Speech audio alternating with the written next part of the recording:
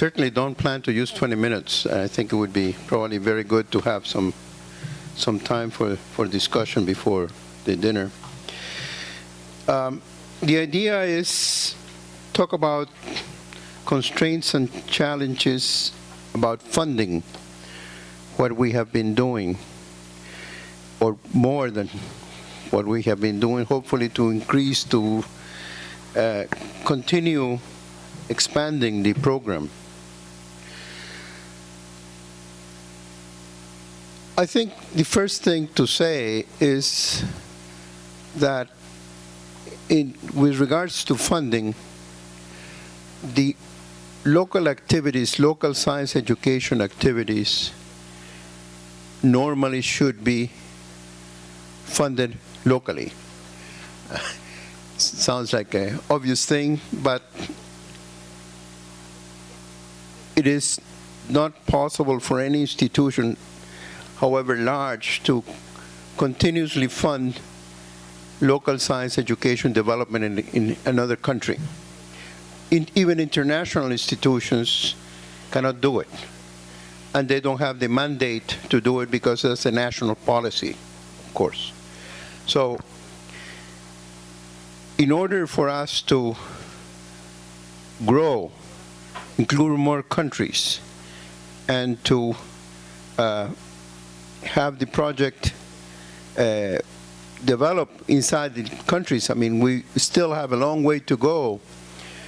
As Jose Lozano was mentioning, the NSRC, after 25 years, which is celebrating now, and they have done such a wonderful job and has had a lot of funding from many sources, government and non-government, has 30% of the districts, and it's a fantastic achievement. But we want to do similar things. That has to be with local funds. So the first requirement is to have champions in the countries that want to join this, to be able to mobilize the authorities and the possible funding sources so that they will eventually fund their local programs. And obviously, ministries of education, municipalities, state governments are all these ones that have the responsibility, in addition to private enterprises. And we've seen that private enterprises are becoming more and more willing to support science education because it's essential for their workforce and for their social responsibility issues. So we need to discover these champions in the new countries and to help them and to give them support from outside in telling the local authorities that this is a program that has the support of the most important science academies in the world, that is being successful in other countries, and that is a growing program internationally. But eventually they will have to come up with the resources, local resources. So finally, the funding that is necessary, and that makes it somewhat easier, is not that large. We are not wanting huge amounts of money for this program. What we want is to keep the links, strengthen the links, have better and more contacts with the other countries, and to feed in to what we're doing, because this dialogue with the experts from the other countries and the experiences in other countries will help us do what we want to do in our own cases. So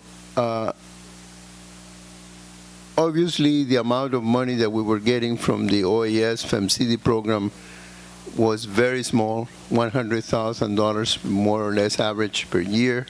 That was very small, but it did allow us to grow and to carry out activities together with the support from the IAP. Now we don't have that, but my point is that The challenge is to try to get the similar scale, hopefully 2 or 3 times what we had from the OAS, but in that scale of money, not because we cannot spend more. We obviously can spend a lot more than this and spend it well. But obviously, it's the more difficult to get very large funding. So the challenge is to get some support, and we should look for possible sources. Although the OAS has terrible bureaucracy and administration, and I really worked very hard to be able to get one report every month of what was going on with 16 countries going on, and having to have the reports every month so that we could get funding freed from this organization. I talked to people from the Ministry of Foreign Affairs of Chile about this, and they recommended that we really ask for the reasons, the real reasons, and they're willing to do it diplomatically, through diplomatic channels. So we should ask the OAS, because the reply was sort of just, you do not need to apply, make the full application, because there will be no funding this year. We will fund other types of projects, smaller projects, etc. But I think we deserve more than that, and we should ask if there will be, for instance, at the end of 2010, which is very close, there will be other funding opportunities, etc., for this type of project. So we should make that query.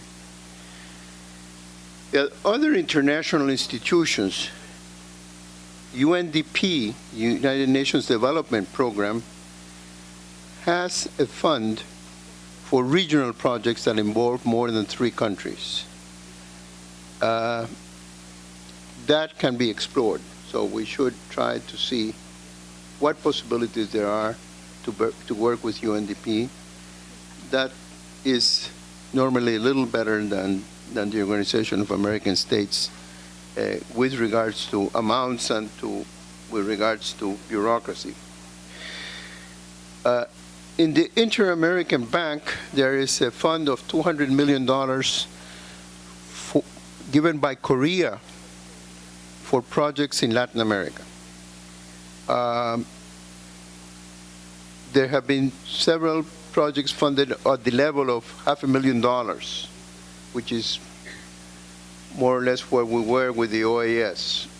There is no limitation, but these are the projects that the person that I talked to knew about that had been funded by this Korean fund that is in the Inter-American Bank. So there is that kind of a fund there, and it's open for this kind of projects. Somebody mentioned UNESCO. I think it was Nelson. Yes. But, well, UNESCO is more and more interested in science education because it has been a mandate from the General Conference that the science sector invests more in science education. But the amounts there are very, very low, and it's very difficult to get. I am in the advisory board for the basic sciences, and so is Alicia Gonzalez from Mexico. We both are working a little bit on biology secondary education, that we may get some funding there for small projects. We're talking about $30,000, $40,000 for small projects to do some modules for biology teaching at the secondary school level. So there is a possibility there.